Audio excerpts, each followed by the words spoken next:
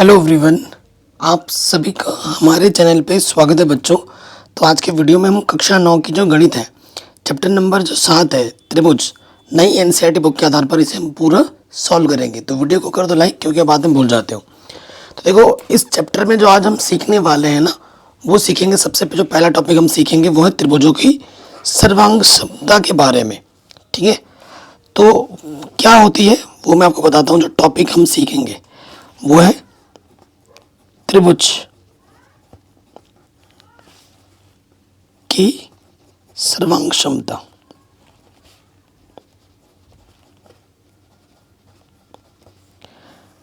सर्वांग क्षमता को अंग्रेजी में ना कॉन्ग्रुएंट कहते हैं।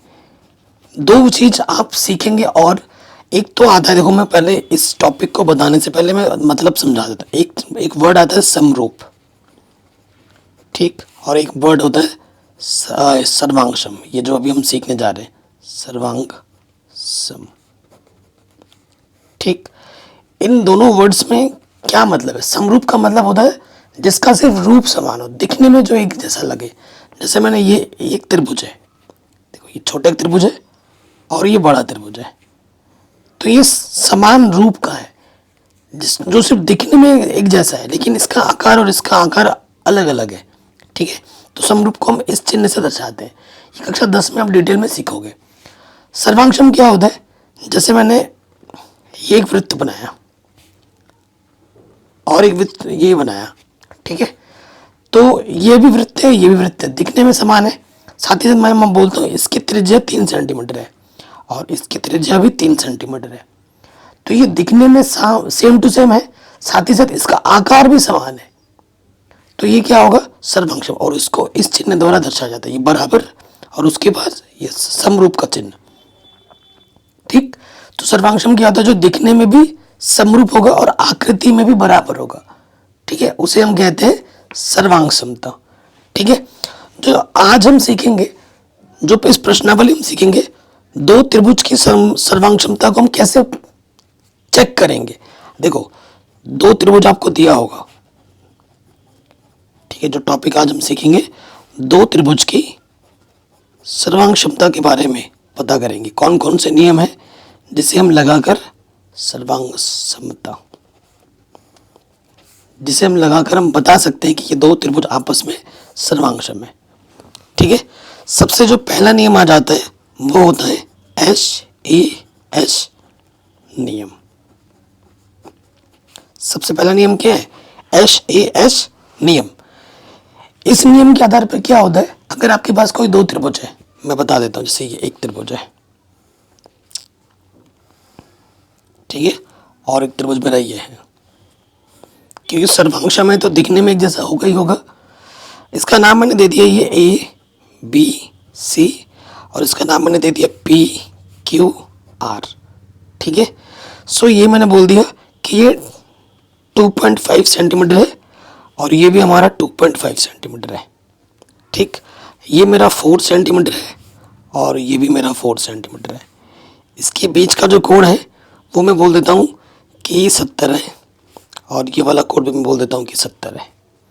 तो SAS नियम क्या कहता है कि अगर आप हमारे पास दो त्रिभुज है, उनकी संगत भुजा, दो संगत भुजा, देखो एक ये हो गया और एक बराबर है, ये भी 2.5 है, ये भी 2.5 सेंटीमीटर है, ये 4 सेंटीमीटर, ये 4 सेंटीमीटर। दो जो दो हमारे पास भुजा है वो एक के साथ एक जुड़ा हुआ पड़ा है, देख रहे हो? ये ऐसा होना है, ये नहीं कि ये वाला और ये वाला है और ये वाला और ये वाला हो जाए, ऐसा नहीं। ठीक है, ये 2.5 है, ये भी 2.5 है, ये 4 है, ये भी 4 है। इनके बीच जो दो जुड़े हुए भुजा हैं, उनके बीच का कोण बराबर होना चाहिए। ये 70 है, ये 70 है, ये नहीं कि ये वाला 70 और ये वाला 70 हो, तो नहीं होगा। ठीक है, तो इस नियम के आधार पर SAS नियम द्वारा इसे क्या कहा जाता है? ये कहा जाता है कि ये दो त्रिभुज आपस में क्या है? सर्वांगसम है। ठीक, कोई दिक्कत, कोई परेशानी नहीं होगी। इनको आप लिख लेना कॉपी में, ये ऐसे ही नहीं लिखा रहा हूँ हवाबाजी में। ठीक है, इसको लिख लेना और इसके आधार पर भी हम प्रश्न करेंगे तो हमारा और चीज़ें क्लियर होता रहेगा।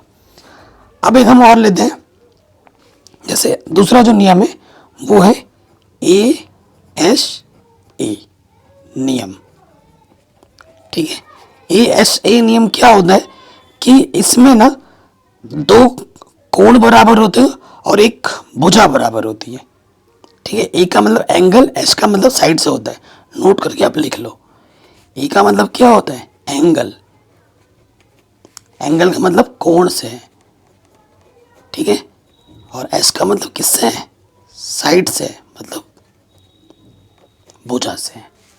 तो जब हमारे पास दो त्रिभुज हैं, ठीक है, और उनमें दो कोण और एक साइड बराबर हो, तो वो हो जाएगा। देखो जैसे मैं बता रहा हूं, ये एक त्रिभुज मैंने लिया,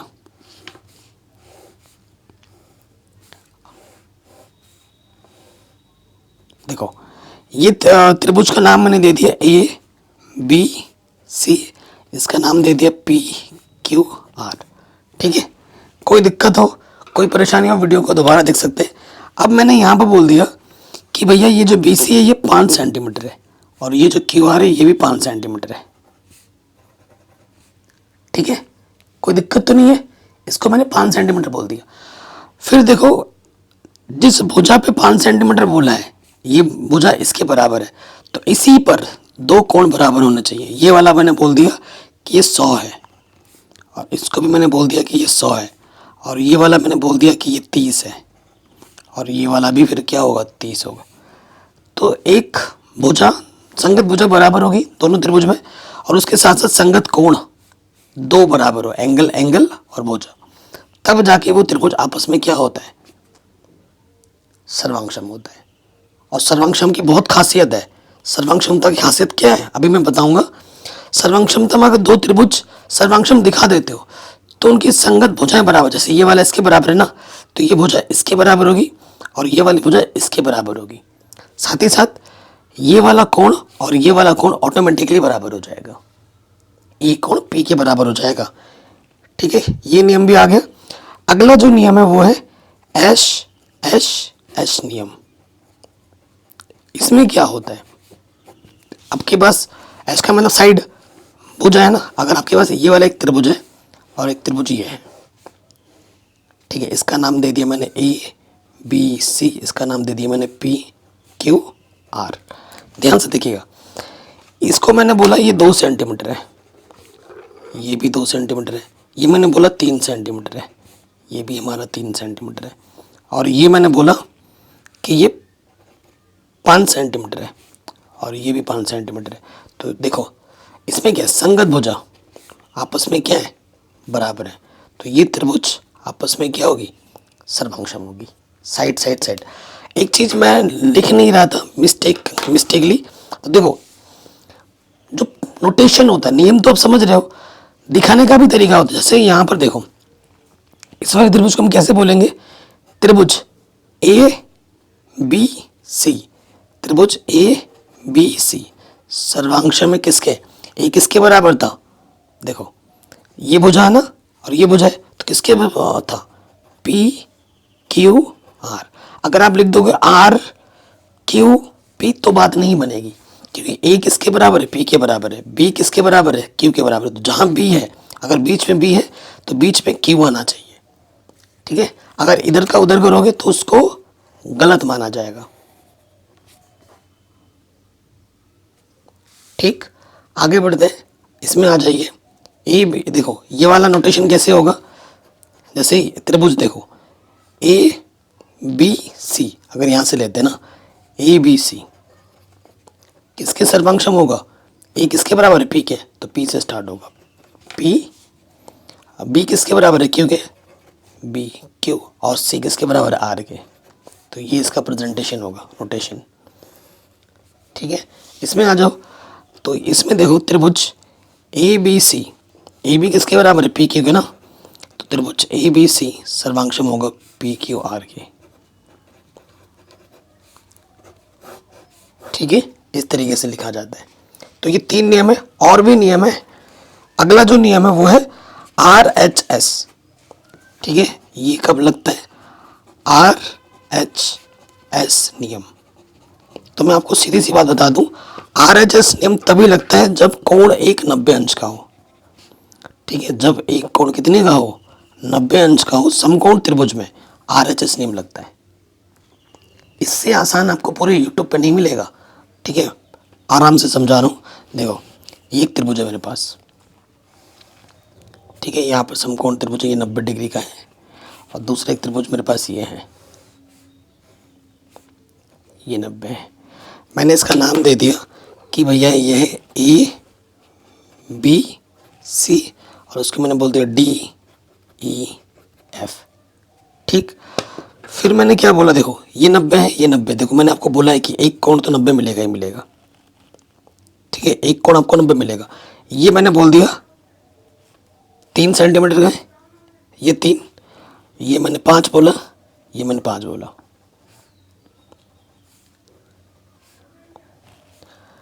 तो इसमें क्या होता है, ये जो RHS नियम है, ये क्या होता है, अगर आपके पास यदि एक समकोण त्रिभुज का जो कर्ण है, ठीक है, और दूसरे त्रिभुज का जो कर्ण है वो बराबर हो,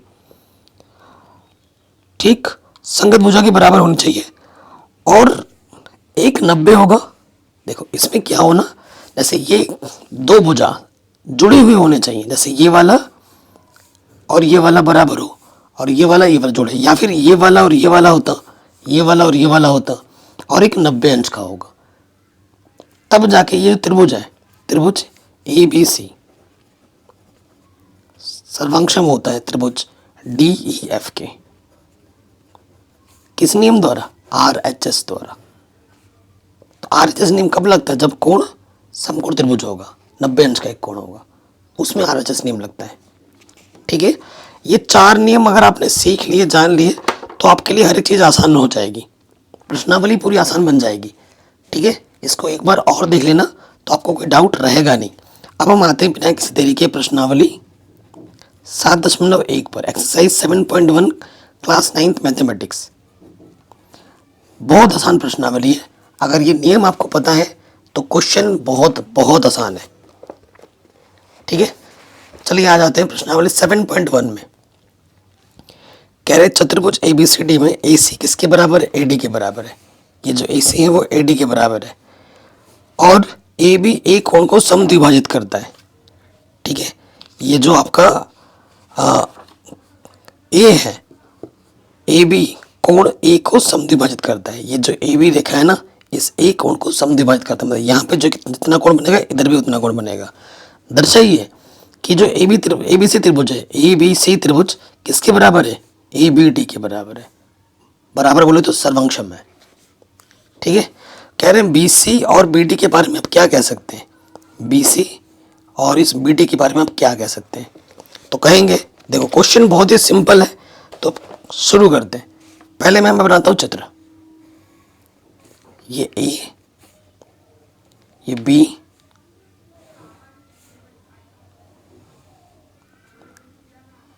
ये C,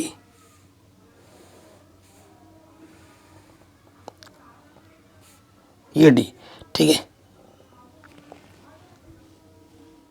देखो सबसे पहले हमें क्या दिया है, जो दिया है उसको मैं लिख लेता हूँ। हमें क्या दे रखा है कि जो AB है, AB रेखा कोण A को समद्विभाजित करती है, ये हमें दे रखा है प्रश्न में।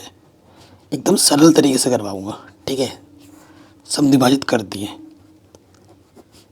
ये प्रश्न में हमें दे रखा है कि ये जो AB रेखा है इस A कोण को समद्विभाजित करती है, यानी कि यहाँ पे जो कितना कोण बनेगा इधर भी उतना बनेगा।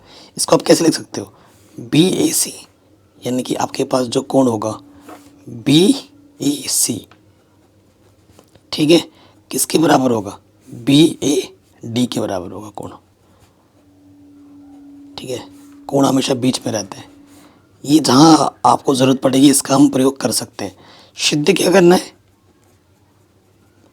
जो हमें सिद्ध करना है उसको हम लिख लेते हैं, सिद्ध करना है। हमें सिद्ध करना है कि त्रिभुज ABC सर्वांक्षम है त्रिभुज ABD के, ठीक है दोस्त। ये चीज़ हमें सिद्ध करनी है। अब आप देखिए, सर्वांक्षम सिद्ध करने 4 नियम हमारे पास है। उस 4 नियम से आप कौन से नियम लगा पा रहे हो वो देखो। 4 नियम, जैसे देखो 4 नियम कौन कौन से, ठीक है। सबसे पहला नियम मैंने आपको बताया था SAS नियम। दूसरा नियम मैंने आपको बताया था ASA नियम, ठीक है। तीसरा नियम मैंने बताया था आपको HS नियम, और चौथा नियम बताया था मैंने आपको RHS नियम, ठीक है। इन्हीं चार में से कोई लगेगा, तो यहाँ लिखेंगे त्रिभुज ABC व त्रिभुज ABD में। तो आपको दिखेगा, देखो इस त्रिभुज में और इस त्रिभुज में कौन सी भुजा, जो AB इसमें भी आएगा, AB इस वाले त्रिभुज में भी आएगा, तो AB किसके बराबर है, AB के। क्यों? क्योंकि ये उभयनिष्ठ भुजा है।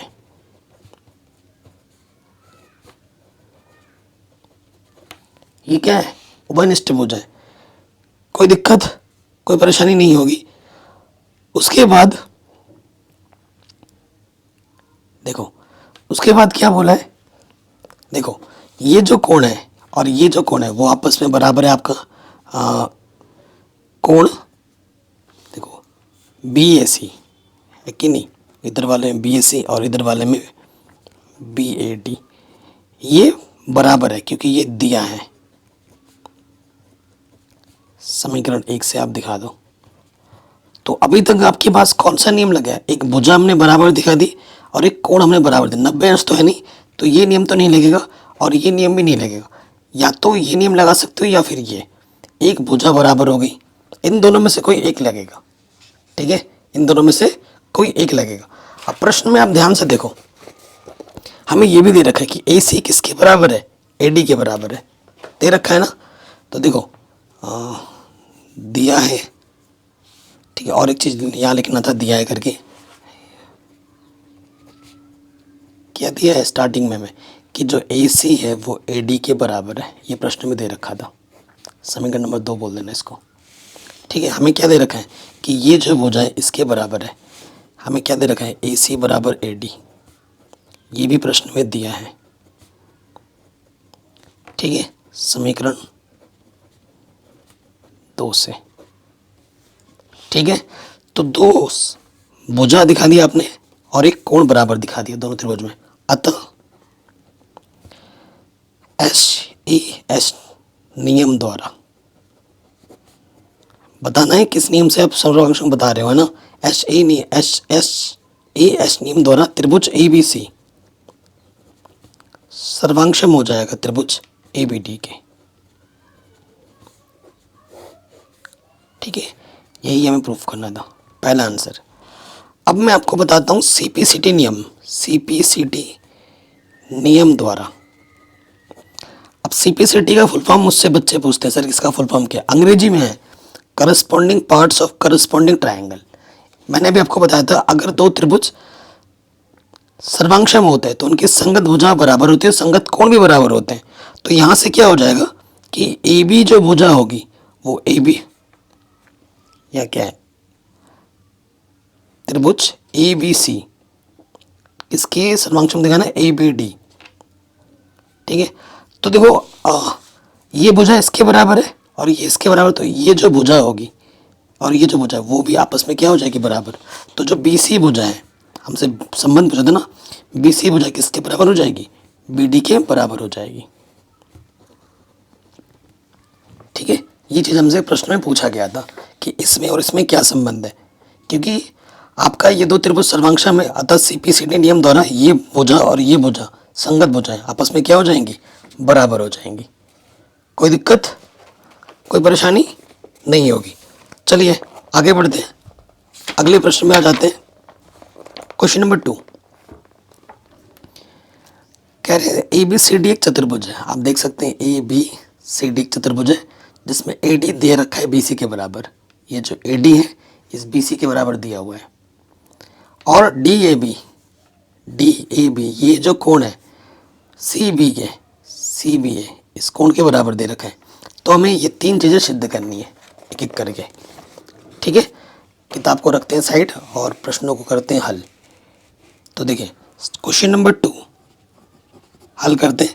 कहीं पे भी डाउट हो, दिक्कत हो, दोबारा एक बार वीडियो देखें। एक बार मैं चित्र दोबारा बना लेता हूँ कॉपी में।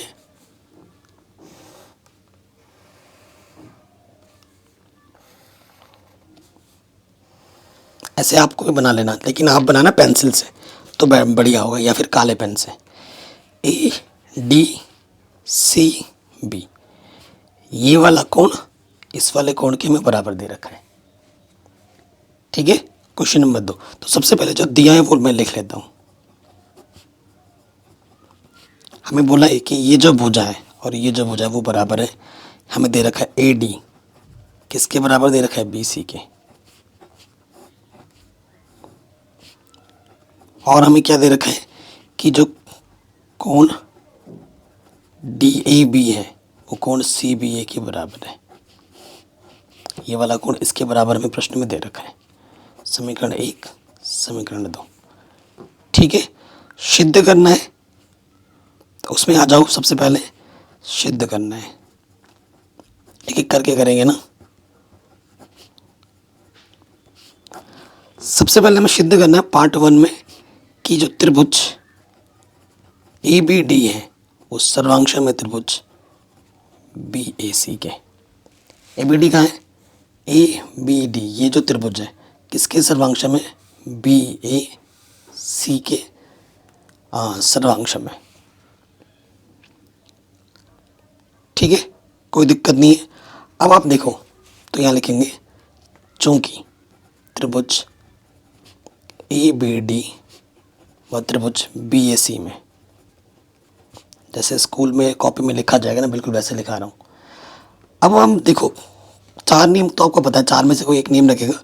अब आप देखो इस वाले त्रिभुज में जब आप लिखो ए बी डी लोगे और जब ए बी सी लोगे तो आपको ए बी दोनों में मिलेगा, ए बी आपको दोनों में मिलेगा। तो ए बी बराबर किसके, ए बी, क्योंकि ये उभयनिष्ठ त्रिभुज है दोनों में।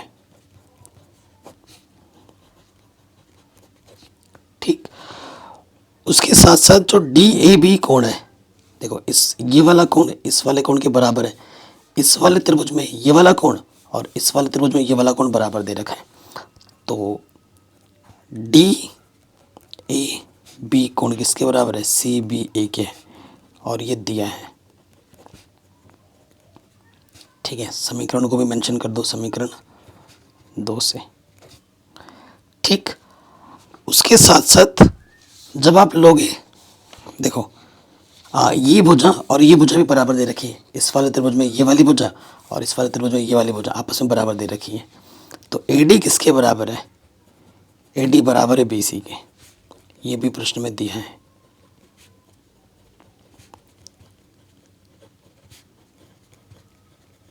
समीकरण 1 से। तो देखो 2 साइड बराबर दिखा दिया, एक कोण बराबर दिखा दिया, अतः एस ए एस नियम द्वारा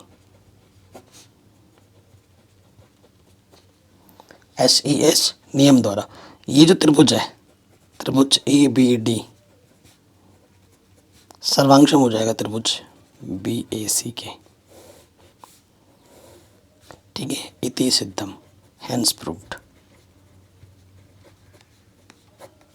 ठीक है, यही हमें प्रूफ करना था। हो गया पहला पार्ट, कोई दिक्कत कोई परेशानी नहीं होगी। सेकंड पार्ट में आ जाओ। सेकंड पार्ट में हमें ये प्रूफ करना है कि बी डी बराबर ए सी है, और थर्ड पार्ट में हमें ये प्रूफ करना है कि जो कोण ए बी डी है वो किसके बराबर है, बी ए सी के बराबर है। देखो ए बी डी कोण कहाँ आएगा, ए बी डी कोण, ये वाला जो कोण है किसके बराबर है, बी ए सी, बी ए सी, इस कोण के। तो देखो इसी से बात बन जाएगी। लिखेंगे चूंकि त्रिभुज ए बी डी सर्वांशम है त्रिभुज बी ए सी के, अतः सी पी सी टी द्वारा। मैंने आपको बताया था जब दो त्रिभुज आपस में सर्वांशम होते हैं तो उनके संगत कोण भी बराबर होते हैं और संगत भुजा भी बराबर होती है। तो देखो यहाँ से बी डी भुजा और यहाँ से ए सी भुजा, बी डी किसके बराबर हो जाएगा, ए सी के। पहला आंसर वाह। दूसरा क्या हो जाएगा, ए बी डी कोण, देखो ए बी डी कोण, ये वाला कोण किसके बराबर हो जाएगा, बी ए सी, इस कोण के, क्योंकि इस त्रिभुज को और इस त्रिभुज को हमने क्या दिखा दिया है, सर्वांशम, तो उनके संगत कोण बराबर होंगे। व दूसरा क्या हो जाएगा, जो कोण ए बी डी है वो बराबर हो जाएगा कोण बी ए सी के। बस इस एक नियम द्वारा प्रूफ्ड। यही तो प्रूफ करना था, एकदम आसानी के साथ बन गया और अच्छा प्रश्न है। ठीक है, कहीं पे भी डाउट हो, दिक्कत हो, परेशानी हो, आप वीडियो को दोबारा ज़रूर देखें। ठीक है जी, आगे बढ़ते हैं अगले प्रश्न में। देखिए हमसे क्या बोला जा रहा है, रेखाखंड ए बी और ए डी ए बी पर ए डी और बी सी दो बराबर लंब रेखाखंड है। ठीक है, दर्शाइए कि सी डी ए बी को समद्विभाजित करता है। हमें ये दिखाना है कि ये जो चीज़ है इसको समद्विभाजित करता है। ठीक है, तो देखिए कैसे कर सकते हैं इसको।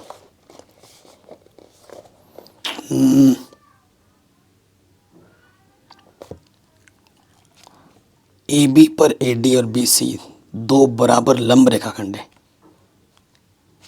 ए बी पर ए डी दो बराबर लंब रेखाखंड है।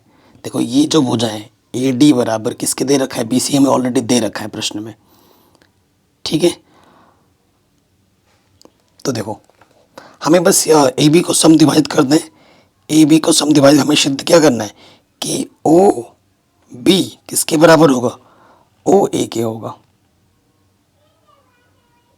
ठीक है, ये चीज़ हमको क्या करनी है, सिद्ध करनी है। इस प्रश्न को मैं अपना बहुत ही सिंपल वे में कर दूंगा। देखो कैसे करेंगे। क्वेश्चन नंबर 3, सबसे पहले मैं एक बार चित्र दोबारा बना लेता हूँ।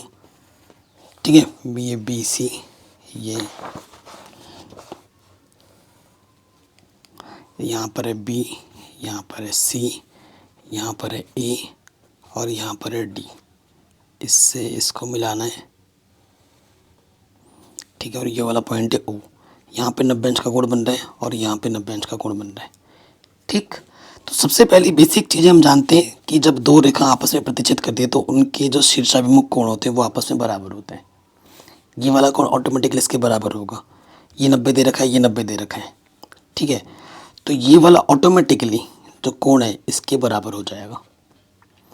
प्रश्न में हमें ये वाली भुजा इसके बराबर ऑलरेडी दे रखी है कि नहीं दे रखी है। ठीक है, ये जो हमें दे रखी है, देखो हमें क्या सिद्ध करना उस पर आ जाते हैं। देखो दिया है,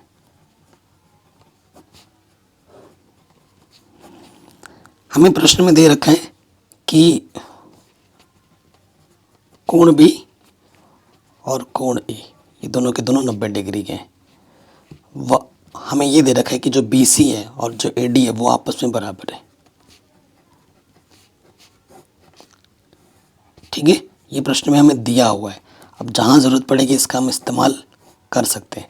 हमें सिद्ध करना है, सिद्ध क्या करना है, हमें सिद्ध करना है कि सी डी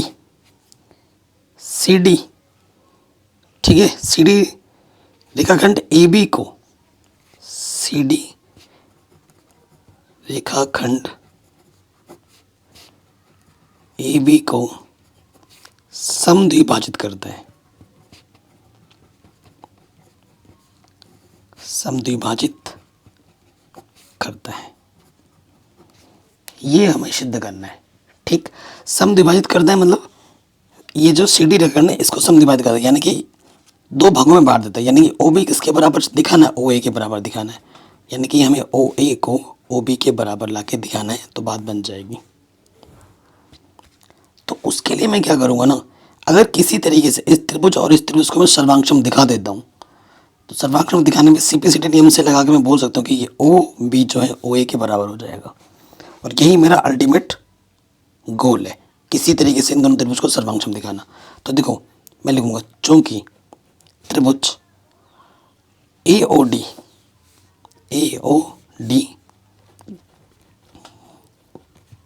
वह त्रिभुज, दूसरा मैं ले लेता हूँ बी ओ सी में। अब आप देखो इन दोनों त्रिभुजों में आपको क्या दिख रहा है कि भैया जो ए डी है वो बी सी के बराबर दे रखा है। ए डी जो है बी सी के बराबर है, क्यों, क्योंकि ये प्रश्न में दिया हुआ है। ये हम नहीं बोल रहे, ये हमें प्रश्न बोल रहा है। ठीक है, उसी के साथ साथ देखो ये वाला कोण ऐसे चित्र में तो हमने दिखा दिया, लेकिन हमें बताना पड़ेगा कि भाई ये वाला कोण कैसे बराबर आया। अब डायरेक्ट करोगे तो नंबर नहीं मिलेंगे। देखो चूंकि यहाँ लिख देते हैं, चूंकि BOC